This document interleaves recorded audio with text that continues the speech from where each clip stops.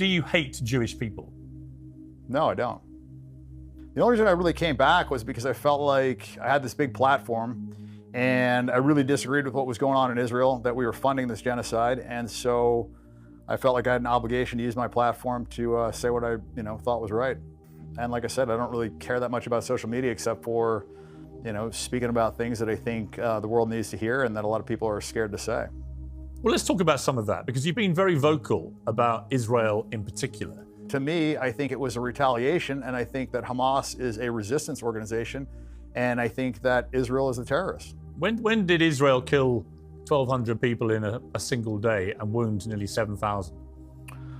Well, I mean, you have, Nakba, there was, 15,000 people killed during Nakba. I mean, there was Sabra and Shatila. I mean, that was 3,500 civilians. Then you have 2014, they killed 1,500 civilians, 500 plus were kids. I mean, so any one of those days would have been much worse than October 7th. The year when October 7th happened, they had killed, hundreds of Palestinians that year. It was the bloodiest year for kids. So that was, that was a reply to what had been happening.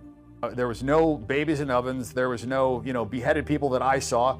The rapes were disproven. So all that was Israeli propaganda. And the problem is Israel has continued to lie and lie and lie, and they've been caught lying.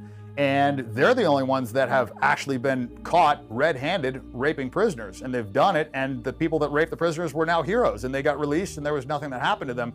So I think it's very hypocritical to focus on things that they're doing and then try and blame them, on Hamas or the Palestinians. It's a bit hypocritical. You can't believe that you have the right to rape prisoners and then complain about them raping, your civilians as well. So I don't think it just can only go one way. I think it's atrocious on both sides. They are, an occupied state, and they're operating in apartheid. So when you are kept in an open air prison, there's going to be resistance, and how that resistance manifests itself is, it's going to be violent eventually. I mean, if you kill enough people and you take enough land and you treat people like second-class citizens, and and you're stealing land in the West Bank, and you're just basically, encroaching these people's human rights on a daily basis, there's going to be repercussions. So, I'm not going to be the judge or jury, and I'm not going to condemn these people for fighting back.